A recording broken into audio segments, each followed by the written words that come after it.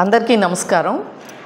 మొన్న ఒక టీవీ ఛానల్లో ఆంధ్రప్రదేశ్ రాజధాని అమరావతి గురించి మాట్లాడుతూ ఒక సీనియర్ జర్నలిస్టు విశ్లేషకులు అయినటువంటి కృష్ణంరాజు గారు అమరావతిని పదే పదే ఇది దేవతల రాజధాని అని చెప్తున్నారు. ఇది దేవతల రాజధాని కాదు, అది వేశ్యల రాజధాని అని చెప్పి ఏదైతే ప్రస్తావించి దానికి వివరణ ఇవ్వటం, దాని గురించి మళ్ళీ తాను సమర్థించుకున్నటువంటి తీరు అత్యంత గర్హనీయం.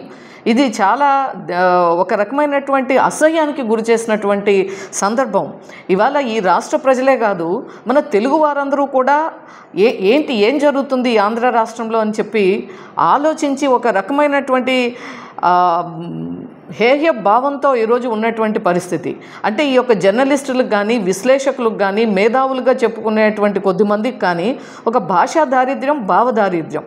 అంటే వారు ఏం చెప్పదలుచుకున్నారో అది చెప్పటానికి కూడా వాళ్ళకి పదాలు రాక వాళ్ళ యొక్క మనస్తత్వాన్ని, వాళ్ళ యొక్క పర్సనాలిటీని రిఫ్లెక్ట్ చేసే విధంగా వారి యొక్క భాష ఉంది. అంటే ఇవాళ ఎంత దరిద్రమైనటువంటి పరిస్థితి ఈరోజు ఈ రాష్ట్రంలో నెలకొని ఉంది అనేటువంటిది మనందరం కూడా ఆలోచించాల్సినటువంటి సందర్భం.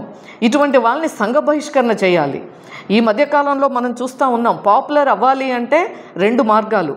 ఏదైనా మనం ఘనమైనటువంటి కార్యక్రమాలు, ఒక మంచి పనులు, ఏదైనా ప్రజలు మనల్ని గౌరవించి గుర్తించి మన గురించి మాట్లాడుకునేటువంటి పరిస్థితి అన్నా ఉండాలి, లేదంటే బూతులైనా మాట్లాడాలి.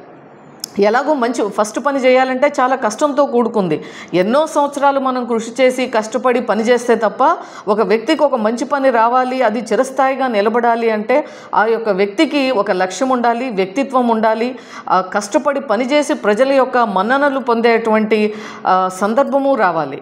కానీ బూతులు తిట్టాలంటే ఏమీ అవసరం లేదు. ఇవాళ భాష సంస్కృతిని వదిలేసి ఏం మాట్లాడుతున్నాం, ఏ సందర్భంలో మాట్లాడుతున్నాం, దేని గురించి మాట్లాడుతున్నాం, ఒక చారిత్రాత్మకమైనటువంటి నగరమైనటువంటి అమరావతి గురించి, ఇది శాతవాహనుల రాజధాని అయినటువంటి అమరావతి గురించి, ఒక హిందూ ధర్మానికి కానీ బౌద్ధ ధర్మానికి కానీ ఎంతో చరిత్ర ఉన్నటువంటి అమరావతి గురించి, ఈరోజు మన ఆంధ్ర రాష్ట్రానికి రాజధానిగా ఉన్నటువంటి అమరావతి గురించి అంత తీవ్రమైనటువంటి ఒక మాటలతో మాట్లాడినటువంటి ఈ కృష్ణంరాజు గారిని నిజంగా సంఘ బహిష్కరణ చేయాలి, తీవ్రమైనటువంటి చర్యలు తీసుకోవాలి. లేదు అంటే ఇది ఇలాంటి మళ్ళీ పునరావృతం కాకూడదు. ఎవరైనా సరే, దేని గురించైనా సరే, ఎవరి గురించైనా సరే, రాజకీయాల్లో ఉన్నప్పుడు లేదా రాజకీయ విషయాల గురించి మాట్లాడేటప్పుడు విషయం పరిజ్ఞానాన్ని పెంచుకొని ఆ విషయం మీద మాట్లాడితే ఎన్ని గంటలైనా చర్చించవచ్చు, ఏ టీవీ ఛానల్లో అయినా చర్చించవచ్చు, ఏ రాజకీయ వేదిక మీదైనా చర్చించవచ్చు. ఏదైతే అది లేని వాళ్ళు, దాని దారిద్ర్యంతో కొట్టుమిట్టాడేవారే ఇటువంటి నీచమైనటువంటి భాషకు దిగుతారు అనేటువంటిది మనందరం కూడా గమనించాల్సినటువంటి సందర్భం.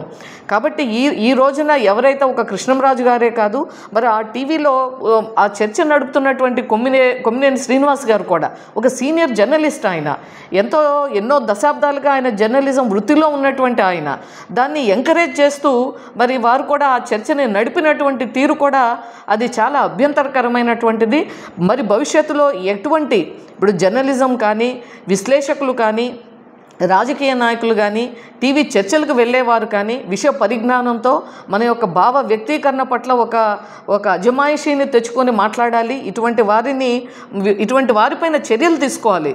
ఆ విధంగా తీసుకుంటేనే భవిష్యత్తులో ఇలా ఎప్పుడైనా మాట తూలనాడాలి అంటే వాళ్ళకి భయం కలిగేటువంటి విధంగా ఈవేళ ప్రభుత్వం కూడా చర్యలు తీసుకోవాలని చెప్పి కోరుకుంటూ, మరొకసారి దీని పట్ల నిరసన కాదు, దీన్ని ఏమనాలో కూడా తెలియదు. నిరసన అనాలా, అభ్యంతరకరం అనాలా, ఖండించాలా, ఏ పదాలు కూడా సరిపోవు. మన రాష్ట్రానికి ఒక తీవ్రమైనటువంటి మచ్చ తెచ్చేటువంటి విధంగా ఎదిగేటువంటి సమయంలో, ఈ రాష్ట్రం ఎదిగేటువంటి సమయంలో ఈ రాష్ట్రం పట్ల ఒక విద్వేషం, ఒక విషము చిమ్మే విధంగా మాట్లాడినటువంటి తీరుని తీవ్రంగా ఖండిస్తూ మరి అటువంటి వారి పట్ల చర్యలు కూడా